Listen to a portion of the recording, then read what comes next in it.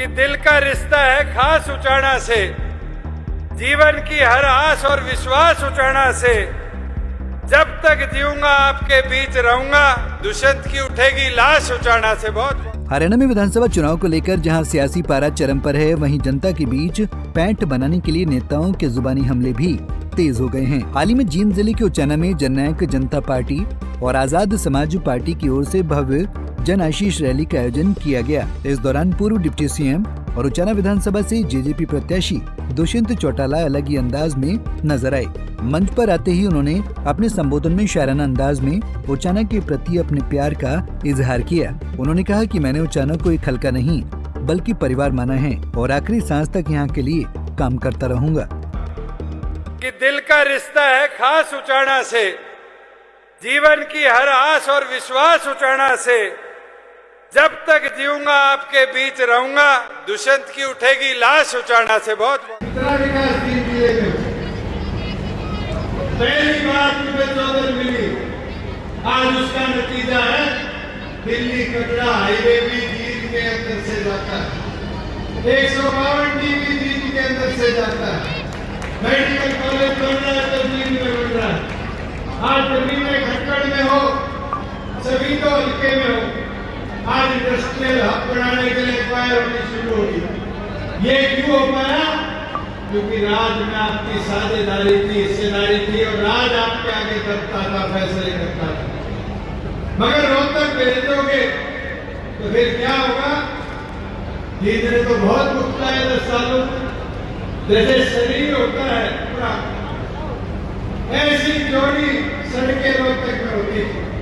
और जैसे लाखन माजरा पार करते थे, लातों जैसी पतली पतली सड़कें बन जाती था। भेदभाव नहीं था, मगर आप लोग उसको समझ नहीं पाए। मेरी विनती प्रार्थना आपसे इतनी है कि अब समझने का मौका है, अवसर मत खो। आज और पार्टियों के लोग आपके बीच में आए, साथियों उनकी चाल समझो। वो हमें तोड़ना चाहती है, हमें बांटना चाहती है, पर हमें बटना नहीं है। हमें एक उद्देश्य के साथ आगे बढ़ना है कि सिर से झंडा, मुंह से मीठा, पांव की रफ्तार और पार्टी का प्रचार लेकर आगे जनता में लाना है। वहीं भाजपा के पर्ची खर्ची के नारे पर हमला बोलते हुए दुष्यंत चौटाला ने कहा कि भाजपा का सीएम भी पर्ची से चुना जाता है। दिल्ली से पर्ची आती है और विधायकों को पढ़कर सुनाई जाती है। इसके अलावा कांग्रेस में सीएम खर्ची से चुना जाता है। मेरी लोगों से खास अपील है कि वे समझें, उचाना के लिए दुष्यंत का विकास का विजन धरातल पर दिख रहा है। अब इसे और मजबूती देने का समय आ गया है।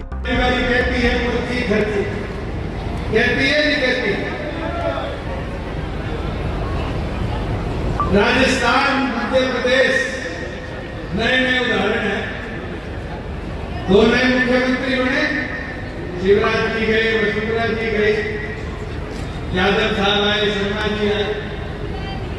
कैसे आए? दिल्ली से पर्ची आई। बीजेपी कहते हम पर्ची का विरोध करते हैं, अरे सारे मुख्यमंत्री पर्ची से बनते हैं। और साथियों कांग्रेस सुनती है, कांग्रेस पर्ची भी भेजती है। कांग्रेस तो ज्यादा खर्ची करता है, उसको मुख्यमंत्री बनाती है। इस पर्ची खर्ची की जोड़ी को उखाड़ फेंकोगे, इस बार इस पर्ची खर्ची की जोड़ी को। आज इन कांग्रेसियों के बीजेपी वालों के प्रचार में मत आओ। इनकी सोच इतनी है कि हमें तोड़ दिया जाए, हमें रोक दिया जाए। मेरी विनती प्रार्थना आपसे इतनी है कि इस लड़ाई को लड़ो, और इस लड़ाई को मजबूती से लड़ोगे तब इस लड़ाई को हम जीतेंगे। हाँ, मेरा एक कसूर है, मैं भाई भाई बोला हूं, आज भी बोल देता हूं कि मैं जन भावनाओं के अनुरूप फैसला नहीं ले पाया, क्योंकि मेरी सोच ये थी कि प्रदेश को आगे लेके जाओ, करेंगे वादे पूरे करो। लोग कह रहे थे इस्तीफा दे देता, अगर मैं इस्तीफा दे देता तो शायद उचाना का विकास ना हो, प्रगति ना होती। मैंने इस उचाना को उठाने के लिए सरकार में हिस्सेदारी रखी। अगर वो हिस्सेदारी मेरी गलती थी तो मैंने माफ कर दिए। मैं एक चीज बोल सकता हूँ, अपने कागज है, अपना मारे सामने गए, दूसरों के हाथों मत करवाओ। पूर्व डिप्टी सीएम ने कहा कि बीजेपी और कांग्रेस वाले संविधान की बात करते हैं, लेकिन क्या कभी कांग्रेस के राज में राहुल गांधी को संविधान की किताब लेकर घूमते देखा है? 90 बार संविधान बदलना पड़ा है। बीजेपी के 10 साल के राज में 8 बार संविधान में संशोधन हुआ। इनका वश नहीं चला, नहीं तो ये गरीबों का आरक्षण भी खत्म कर देते।